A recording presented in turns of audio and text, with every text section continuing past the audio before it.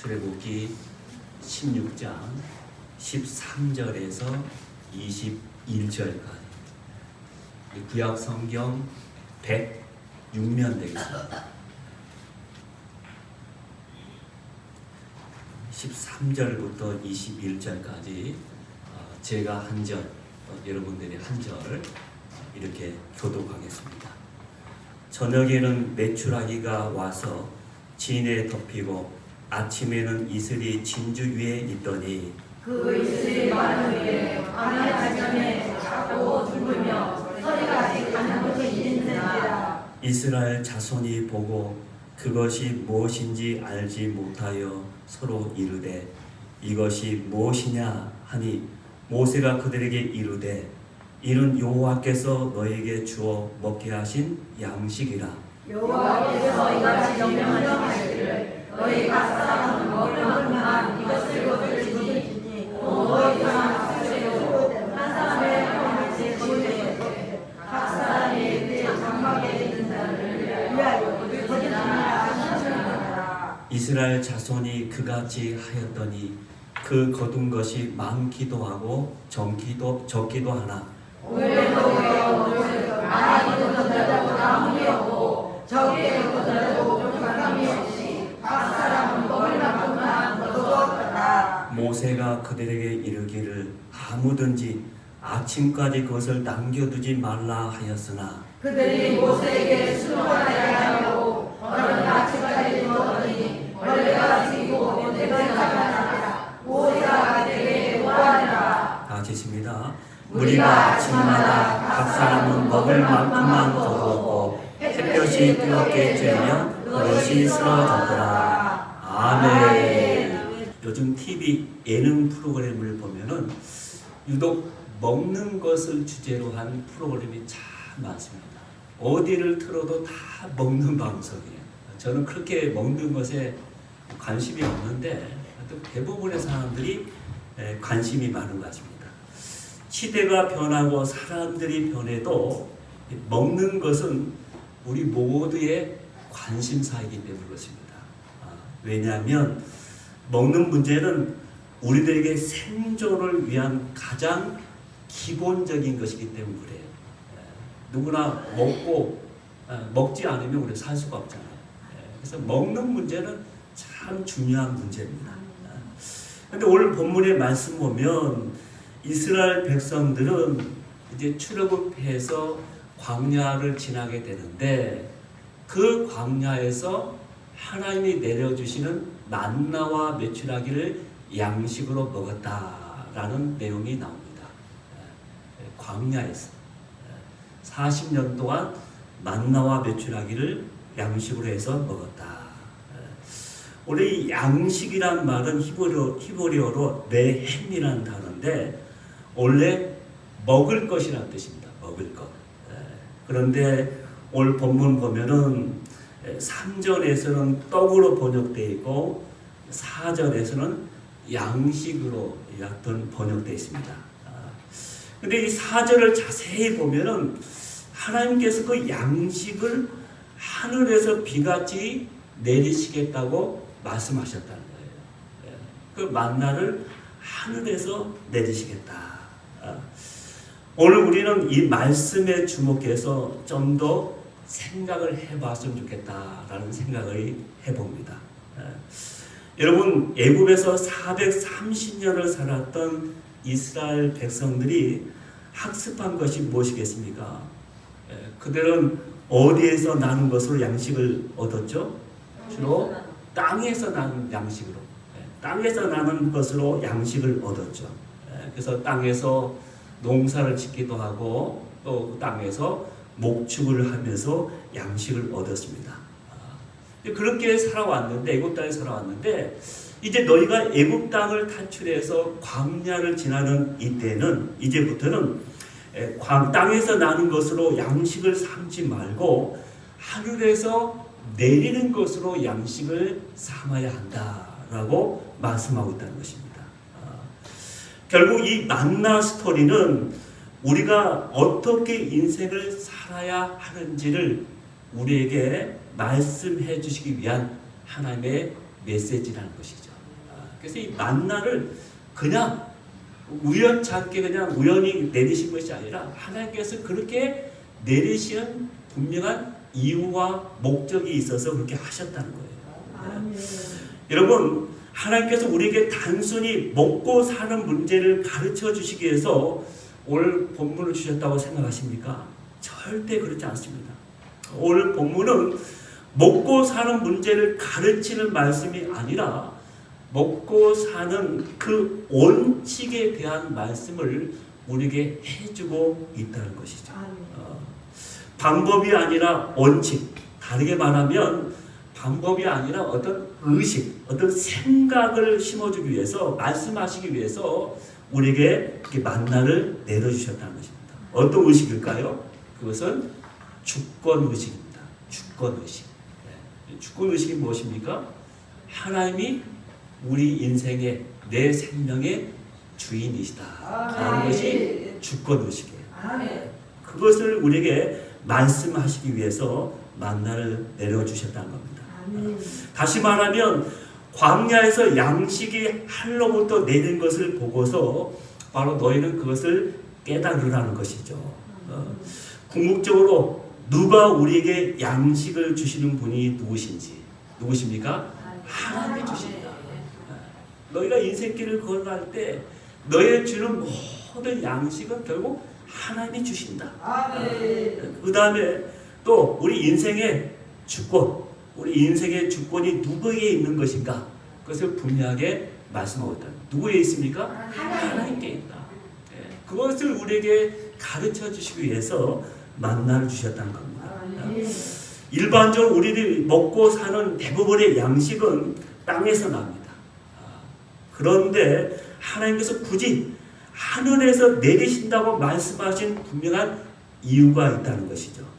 그것은 생명의 주권, 우리의 모든 것의 주권이 하늘에 있다는 것을 말씀하고 있다는 것이죠.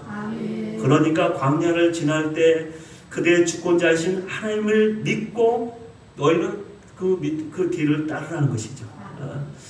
너희는 하나님의 백성으로서 이제는 땅의 것으로 결코 만족함이 없고 오직 하늘에서 내려는 양식으로야 배부를 수 있다는 것을 우리에게 말씀해주고 있다는 것입니다.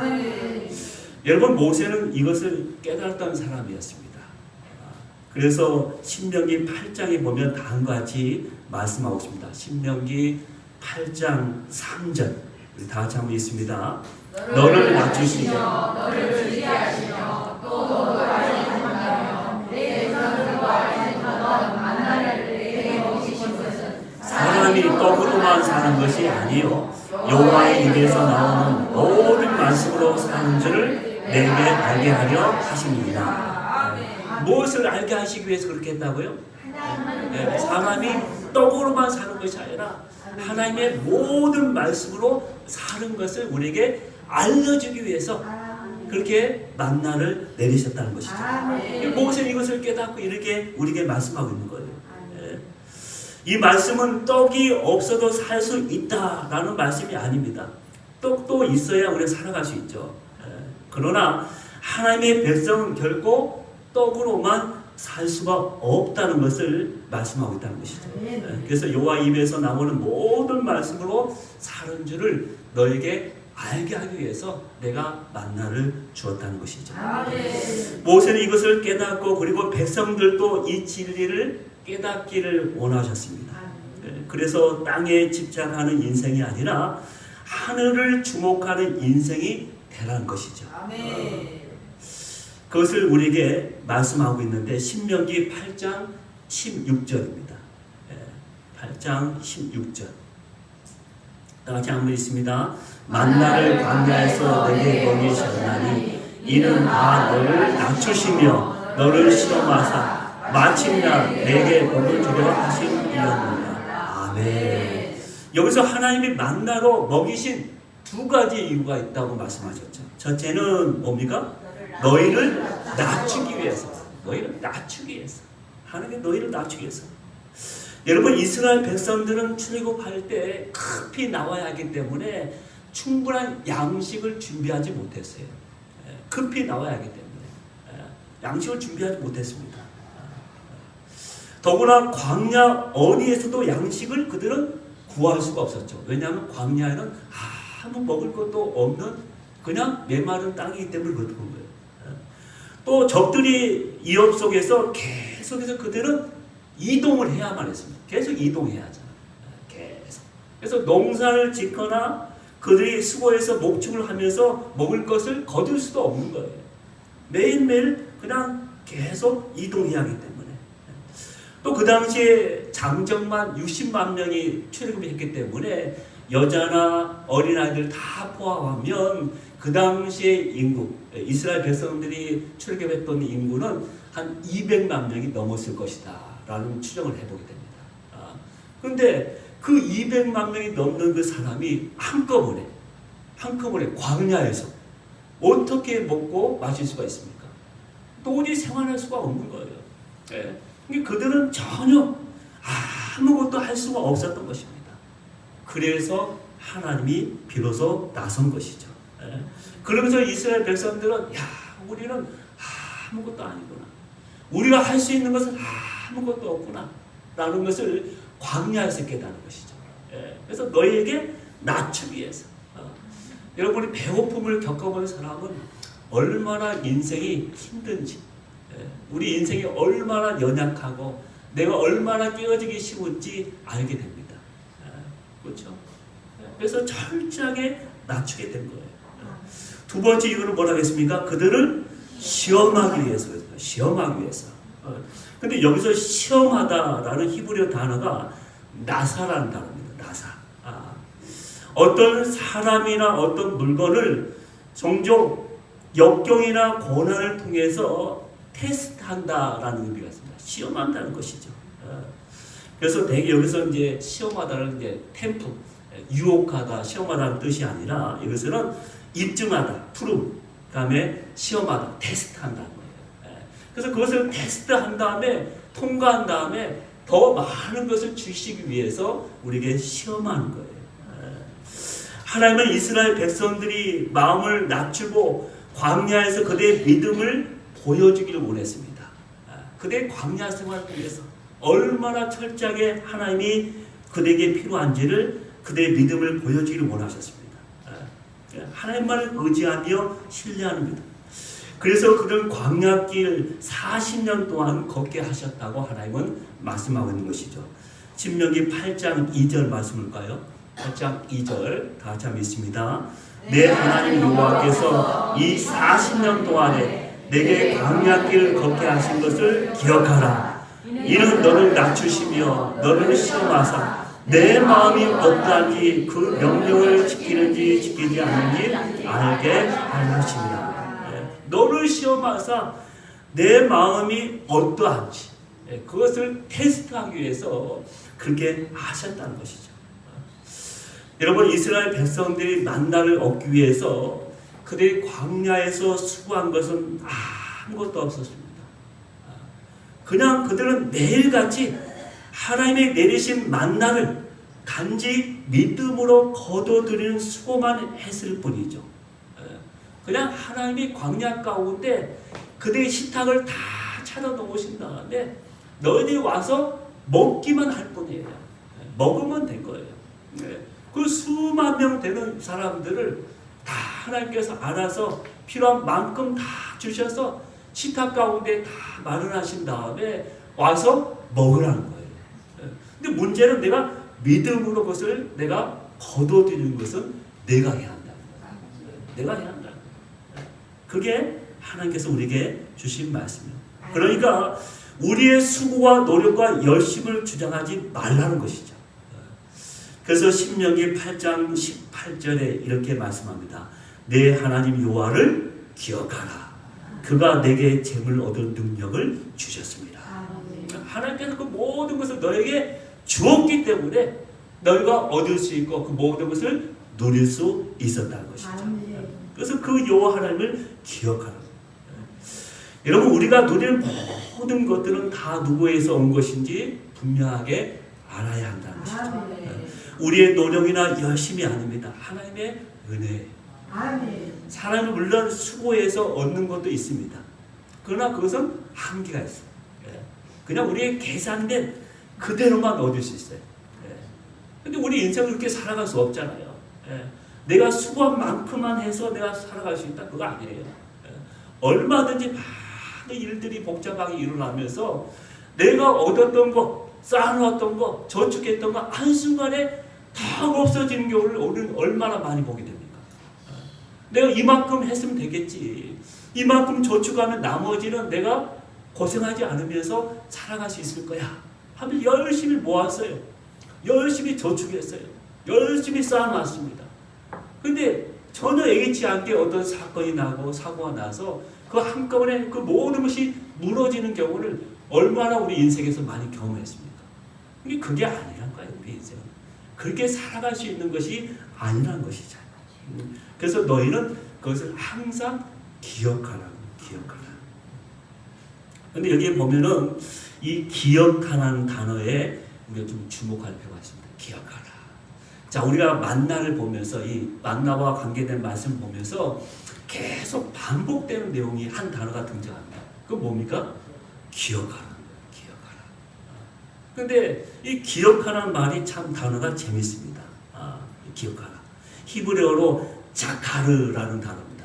기억하다, 상기하다라는 단어인데 중요한 것은 이 기억하는 것은 내적인 활동이잖아요. 내적으로.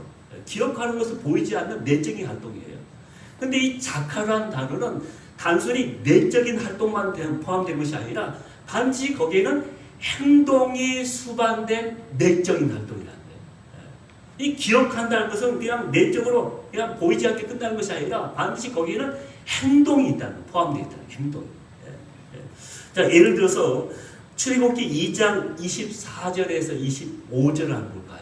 여기도 보면은 기억하라, 자카라는 단어가 나오는데 우리 다 같이 한번 있습니다. 시작. 하나님이 그들의 고통소리를 들으시고 하나님이 아브라함과 이삭과 야곱에 세운 그의 언약을 기억하사 하나님이 이스라엘 자손을 돌보셨고 하나님이 그들을 기억하셨더라. 아멘. 자, 이게 무슨 말씀입니까?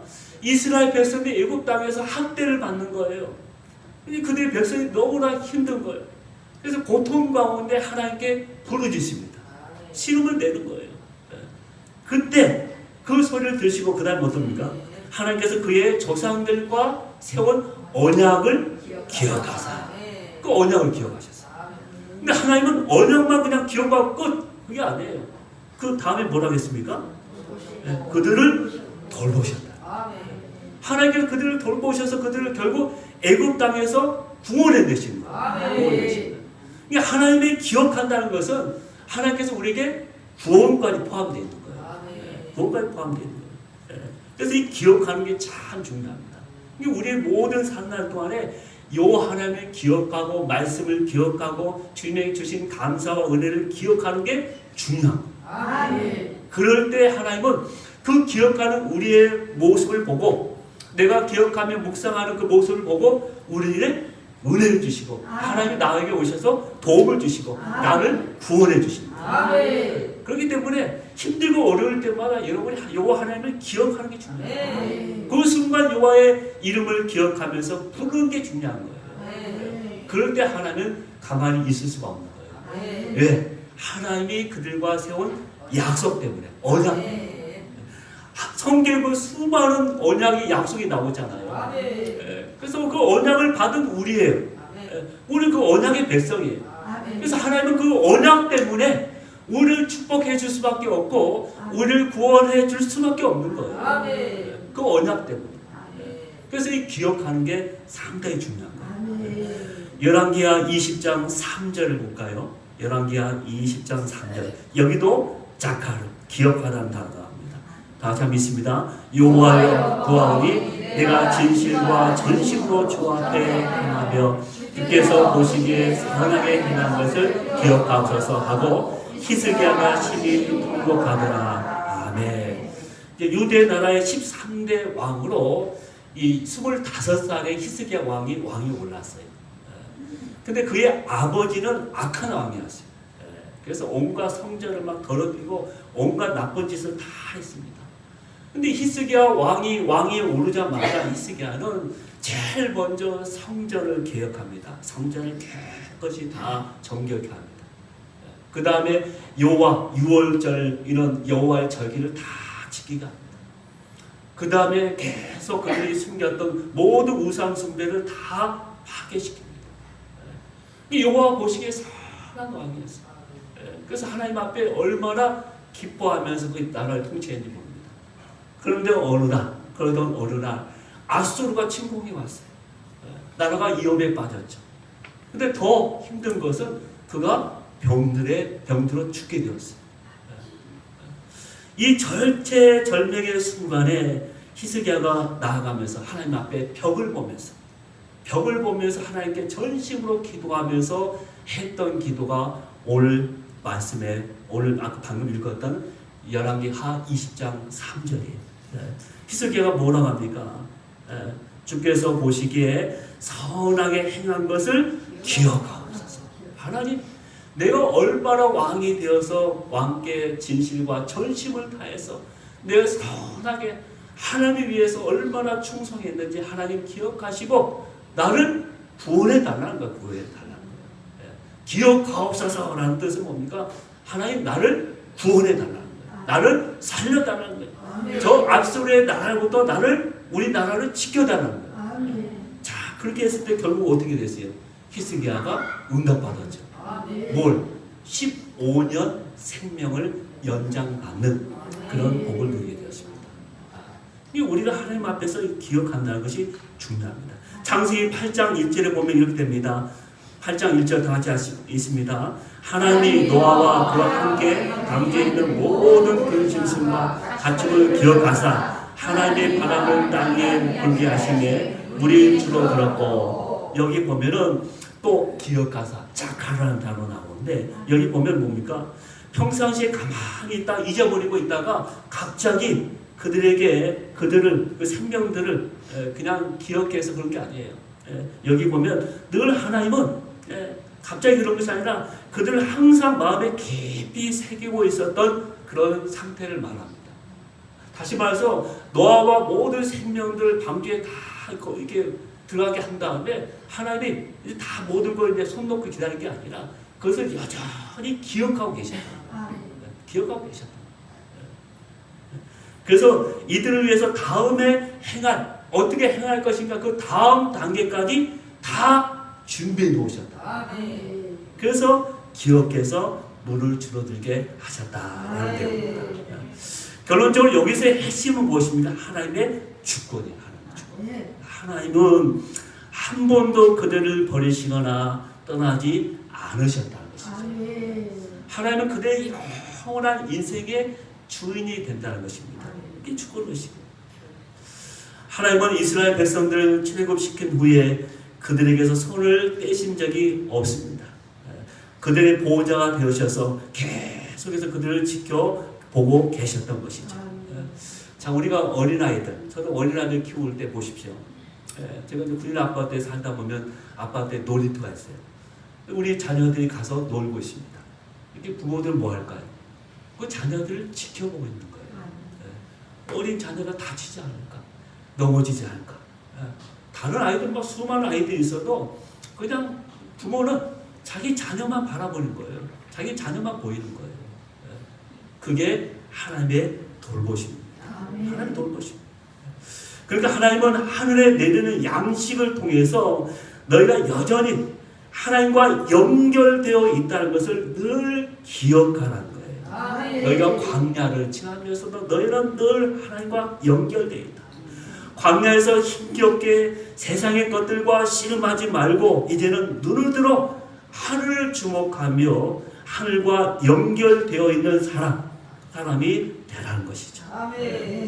여러분, 눈에 보이는 땅만 주목하고 집착하는 인생은 참 그 인생의 무게 때문에 참 힘듭니다.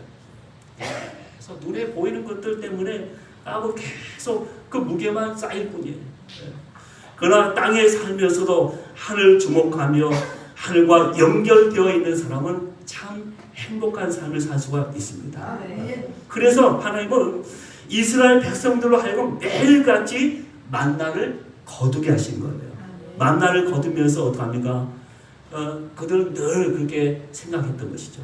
아니 하나님 그냥 한꺼번에 그냥 먹을 만큼 충분히 주시지. 아니 간질나게 이게 뭡니까? 매일매일 거둬야 하고 이게 뭡니까? 근데 하나님 그렇게 하시라는 거예요. 그게 하나의 훈련이었어요. 매일매일 광야에 만나를 거두면서 그들은 질문을 했던 것입니다. 어떤 질문이요? 오늘 본문에 말씀 어떤 질문했습니까? 그들이 만나를 보자. 어떤 질문했어요? 아 이것이 무엇이냐? 그 질문했어요. 매일 만나를 거두면 이것이 무엇이냐? 원래 만나란 단어는 안 나옵니다. 이것이 만나예요. 이것이 무엇이냐? 왜냐하면 15절 보세요. 이스라엘 백성들이 하늘에서 내린 만나를 봤는데 하여튼 그때 만나가 아니었죠. 처음 보는 거야. 생전 처음 보는 거예요. 이게 뭘까? 그러면 서로 백성들이 뭐라고 했습니까? 이것이 무엇이냐? 그렇게 했다. 알지 못하니까. 이것이 무엇이냐? 그게 히브리어로 만후라고 합니다. 만후란 단어. 만후. 이것이 무엇이냐? 그래서 여기서 만후, 이 만나는 명칭이 바로 여기서부터 이 단어에서 기원됐다고 합니다. 다시 말하면 무엇이냐? 라는 뜻의 히브리어 만이 있는데 이 만을 70인역 헬라어 성경으로 번역하면서 이것을 뭐로? 만나로 번역을 했어요. 그래서 그때부터 이것을 만나라고 했던 거예요. 이 원래 뜻은 만나가 아니에요. 이것이 무엇이냐? 이것이 무엇이냐? 이 매일 신기한 것이 내려와. 매일 수만 몇 명이 다 백성들이 먹을 만큼 내려와. 이 백성들 보고서 이것이 뭐냐? 누구를 바라볼까요? 하늘을 바라보면서 하나님을 생각하는 거예요. 그 생활을 하면서 40년 동안 매일매일 살아왔던 것입니다. 자, 그렇다면 하늘을 주목하는 인생이란 어떤 것을 말하는 것일까요?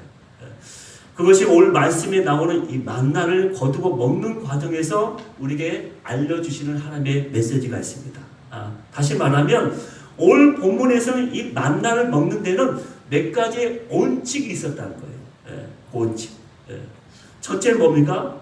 먹을 만큼만 거두라 했습니다. 먹을 만큼만. 16절. 16절 다 같이 한번 있습니다. 시작. 너희 각 사람은 먹을 만큼만 것을 거두시니 곧 너희가 지으대로 한 사람이 한 500개 각 사람이 그 장막에 있는 자들 위하여 거둘지라 하셨느니라. 먹을 만큼만. 다시 말해서 욕심을 부리지 말라는 것이죠. 여러분 세상에 너무 움켜쥐려고 욕심을 내면 그게 살아가면 안 된다는 것입니다. 왜냐하면 사람이 물질적인 욕망이나 성공과 출세에 대한 욕망에 빠지게 되면 그 다음부터 하나님이 보이지 않게 돼 있어요. 더 이상 말씀이 그에게 들리지 않습니다. 그러면 자기 앞에 망하는 길, 심판의 길이 있어도 그가 깨닫지를 못하는 거예요. 그래서 그렇게 말씀하신 거예요. 갈라디아서 5장 16절에 이렇게 말씀합니다. 너희는 성령을 따라 행하라. 그리하면 육체의 욕심을 이루지 아니하리라. 성령을 따라 행하라. 그래야 육체의 욕심을 너희가 이루지 못한다고 했습니다. 바울은 육체를 위해서 심는 사람은 뭘? 썩어질 것을 얻었습니다. 그러나 성령이 충만한 사람, 성령을 위해서 심는 사람은 영생을 거둔다고 했습니다. 영생을. 그러니까 저와 여러분은 성령의 충만함을 사모하시는 저와 여러분이 되기를 주의 이름으로 축원합니다. 육체의 욕심으로 썩어지는 인생이 아니라 영생을 거두는 인생이 돼야 합니다. 둘째는 거둔 만나는 그날 먹으라고 말씀합니다. 그날. 우리 19절 다 같이 한번 있습니다. 시작.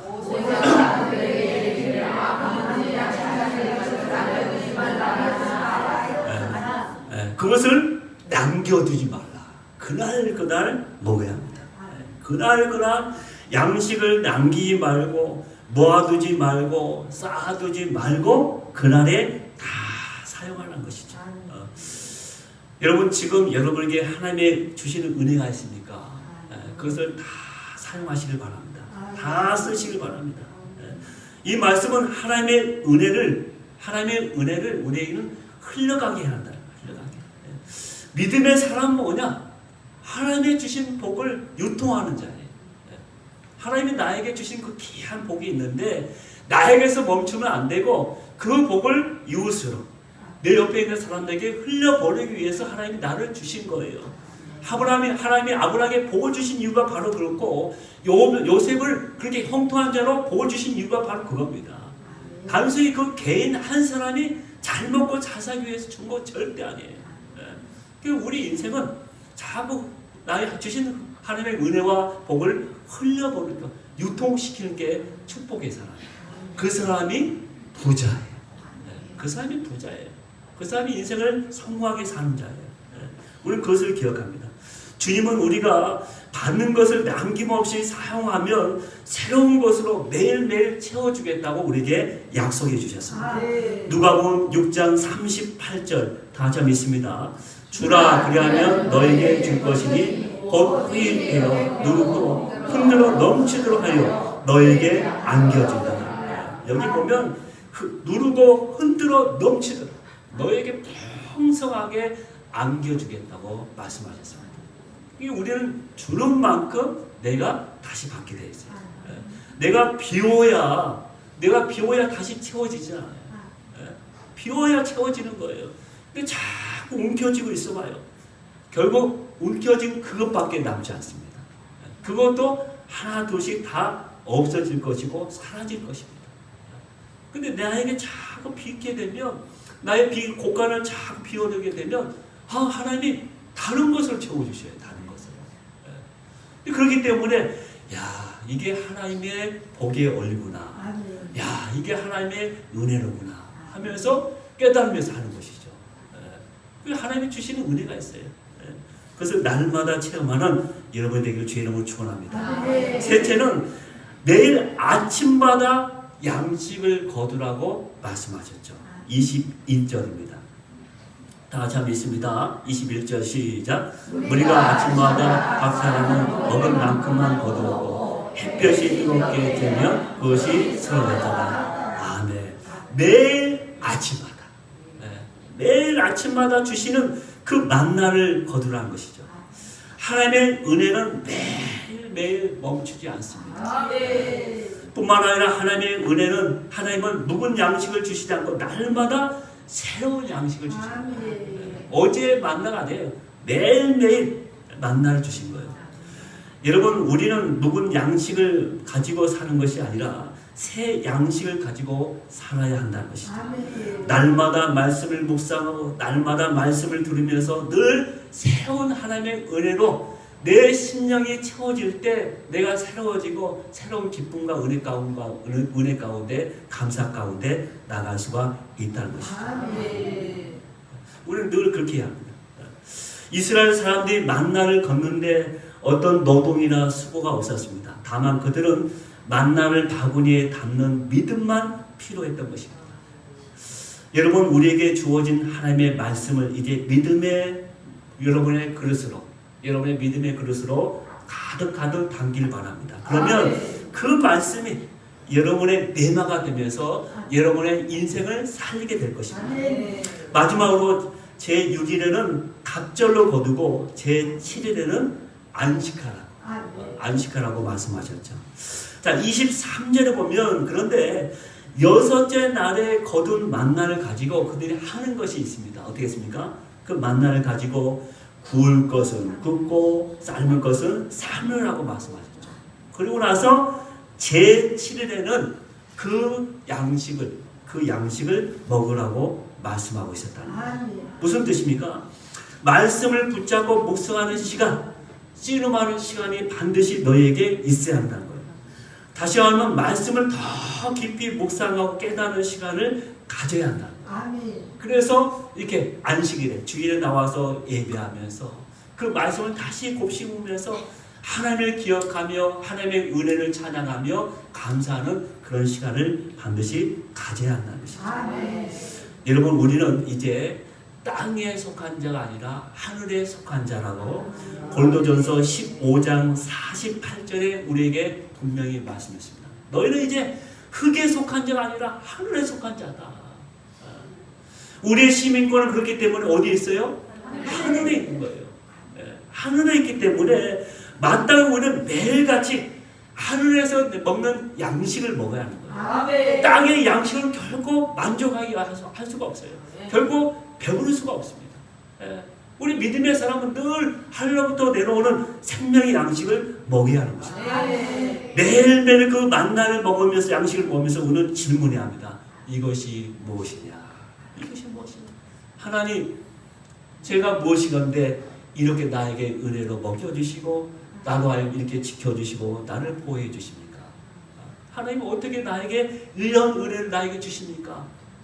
만나를 먹을 때마다 이것이 무엇이냐 하면서 그 은혜를 깨달으며 하나님 앞에 그렇게 묵상하며 나가야 한다는 것이죠.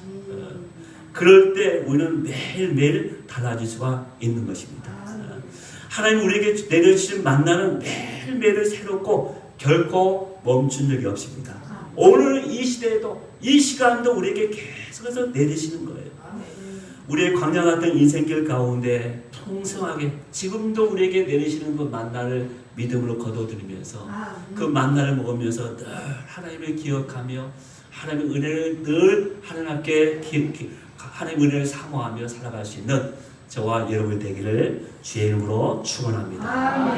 기도하겠습니다.